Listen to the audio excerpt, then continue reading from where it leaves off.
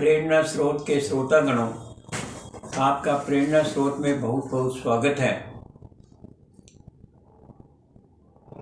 पिछले संस्करण में हमने शिक्षा प्रणाली कैसी हो बात कर रहे थे। आज उसी के बारे में आगे बात करने का प्रयास कर रहे हैं। बात पॉलीटेक्निक की चल रही थी। मैट्रिक के बाद पॉलीटेक्निक के थ्रू इंजीनियरिंग में एडमिशन लेना आसान है, और मैंने पहले ही बताया था कि सैकड़ों बच्चे पॉलीटेक्निक के थ्रू इंजीनियर कर करके गए हैं।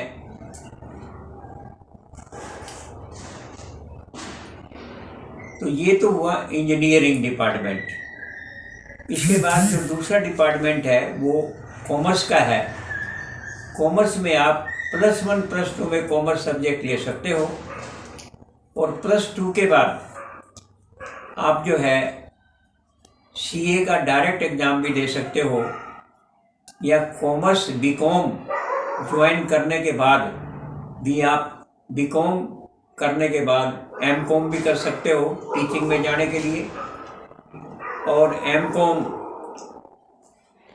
BCom के बाद भी कई लाइनें बिजनेस की बनती है, तो जिसका बिजनेस में इंटरेस्ट है उसको +1 +2 में कॉमर्स लेकर के BCom या MCom करके, और या BCom के बाद बैंकिंग है और कई लाइनें हैं जो कि बनती है जिसमें आप जा सकते हो।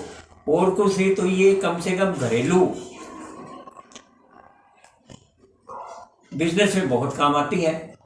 आप अपना बिजनेस करेंगे तो भी BCom काम आएगी, दूसरे के अकाउंटेंसी करेंगे तो भी बिजनेस के काम आएगी।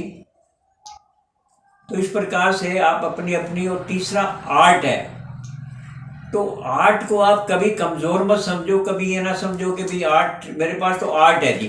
कई बार पूछते हैं ना, तो मुंह अपना से बना के कहते हैं मैंने तो आर्ट ले रखी है जी।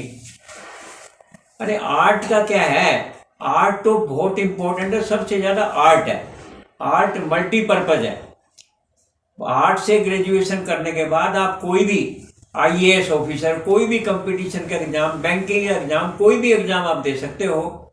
हिस्ट्री है, ज्योग्राफी है, पॉलिटिकल साइंस है, इकोनॉमिक्स है, सोशोलॉजी है, इन सब के थ्रू आप अगर आगे कंपटीशन का एग्ज़ाम दे सकते हो। जनरली देखा गया है कि बड़े बड़े ऑफिसर आर्ट के थ्रू ही बने हैं। तो आर्ट को आप कभी कमज़ोर मत समझो। इस प्रकार आप आर्ट भी लें तो आर्ट में आपका सब्जेक्ट है तो आर्ट भी आपको लेना चाहिए। टीचिंग लाइन के लिए B.Ed, M.Ed या MA के बाद जो स्टेट के कंपटीशंस हैं एजुकेशन के लिए वो पूरे करने पड़ते हैं, जैसे HTET है, CTET है सेंट्रल के लिए, तो वो आप उसके लिए प्रयास करें। ये टीचिंग लाइन के लिए है। और इस प्रकार से बीच बीच में भी कंप्यूटर का बड़ा भारी महत्व है। कंप्यूटर चाहे आप कॉमर्स में करें, हर जगह कंप्यूटर का महत्व है। चाहे बैंकिंग में करें, चाहे घरेलू इस्तेमाल में करें, कंप्यूटर की जानकारी आपको जरूर होनी चाहिए। और ख़ास तौर से घरेलू फैशन डिजाइनिंग जो लड़कियों के लिए बहुत काम आते हैं। घर में भी आप फैशन डिजाइनिंग के लिए कार्य करेंगे तो आपको बहुत कुछ मिलेगा। आप घर में, आपको नौकरी करने की जरूरत नहीं पड़ेगी, घर बैठे आपके पास इतना काम आ जाएगा जो कि बहुत प्रॉफिटेबल हुआ। तो फैशन डिजाइनिंग लड़कियों के लिए ख़ास तौर से इस प्रकार से कोर्स आपको करने चाहिए जिससे आपको रोजी रोटी का साधन बन सके।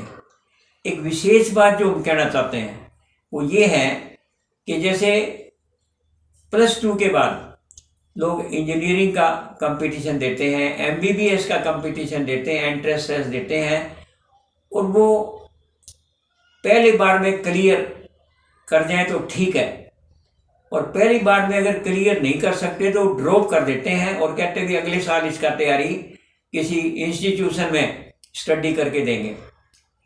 तो वो आप दूसरे साल के लिए तैयारी जरूर करो, कौन कहता मत करो, परंतु आपको इस दौरान BA में, BSc में एडमिशन जरूर ले लेना चाहिए।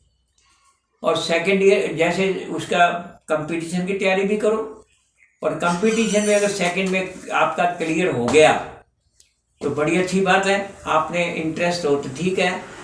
और अगर नहीं हुआ तो आप फिर कब तक ड्रॉप करते रहोगे? तो कम से कम अगर कॉलेज में आपने ज्वाइन कर लिया बीएससी, तो कम से कम 1 साल तो आपका बच जाएगा, आप सेकेंड ईयर कर सकते हो। तो इस प्रकार से ध्यान रखो, कभी पेपर को ड्रॉप मत करो, क्योंकि फर्स्ट चांस में जो स्टडी होती है वो बहुत अच्छी होती है। अगर उसी में सफलता नहीं मिली तो सेकंड चांस में सफलता मिले या ना मिले इसकी भी कोई गारंटी नहीं होती है।